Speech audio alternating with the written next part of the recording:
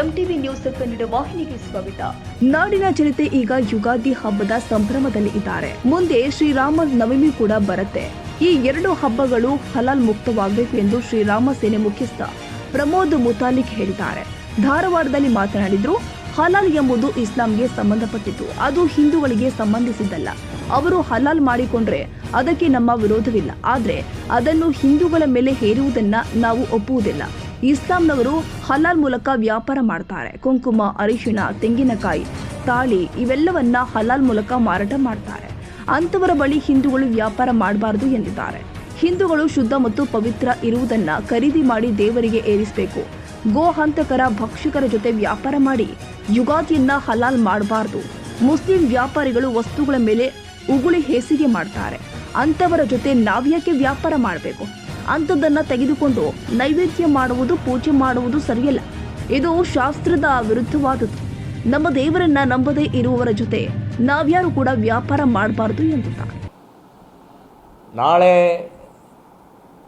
ಯುಗಾದಿ ಮತ್ತು ಮುಂದಿನ ವಾರ ರಾಮನವಮಿ, ಇವೆರಡೂ ಹಬ್ಬಗಳು ಹಲಾಲ ಮುಕ್ತ ಯುಗಾದಿ ಮತ್ತು ಹಲಾಲ ಮುಕ್ತ ರಾಮನವಮಿ ಆಚರಣೆ ಮಾಡಬೇಕು ಅಂತನ್ನುವಂಥದ್ದು ನಾನು ಎಲ್ಲ ಹಿಂದೂಗಳಿಗೆ ಆಗ್ರಹವನ್ನು ಮಾಡ್ತಾಯಿದ್ದೀನಿ.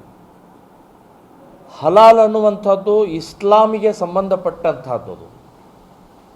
ಹಿಂದೂಗಳಿಗೆ ಅದಕ್ಕೆ ಏನೇನು ಸಂಬಂಧ ಇಲ್ಲ. ಹಲಾಲ್ ಇಸ್ಲಾಮಿಗೆ ಅವ್ರು ಮಾಡ್ಕೊಳ್ಳಿ, ಅದಕ್ಕೆ ನಮ್ಮ ವಿರೋಧ ಇಲ್ಲ.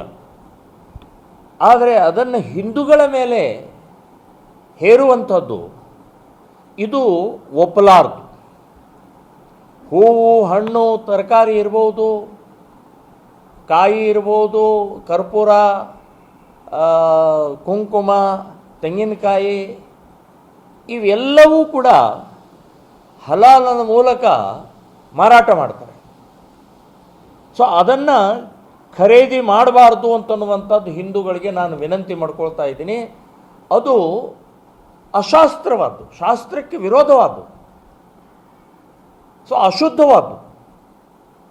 ನಾವು ಶುದ್ಧವಾದಂಥ ಪವಿತ್ರವಾದಂಥದ್ದನ್ನು ಖರೀದಿ ಮಾಡಿ ದೇವರಿಗೆ ಅರ್ಪಣೆ ಮಾಡಬೇಕು ಅನ್ನುವಂಥದ್ದು ನಮ್ಮ ಶಾಸ್ತ್ರ ಹೇಳುತ್ತೆ. ಅದರ ವಿವರ ನಮ್ಮ ಅಮೃತೇಶ್ ಅವರು ಹೇಳ್ತಾರೆ.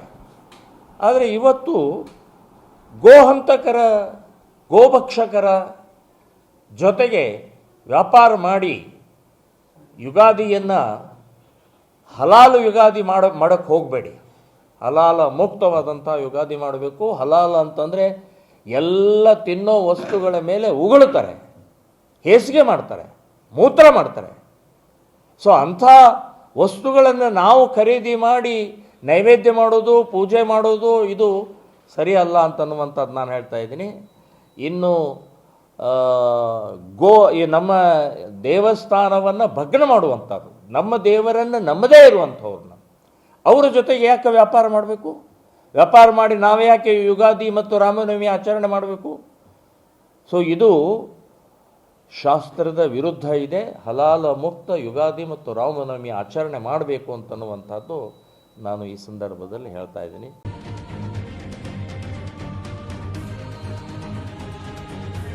ತಾಜಾ ಸುದ್ದಿಗಾಗಿ ಎಂಟಿವಿ ನ್ಯೂಸ್ 24x7ಗೆ ಸಬ್ಸ್ಕ್ರೈಬ್ ಮಾಡಿ ಮತ್ತು ಬೆಲ್ ಐಕಾನ್ ಅನ್ನು ಒತ್ತಿ. ತಪ್ಪದೇ ಲಿಂಕ್ ಶೇರ್ ಮಾಡಿ.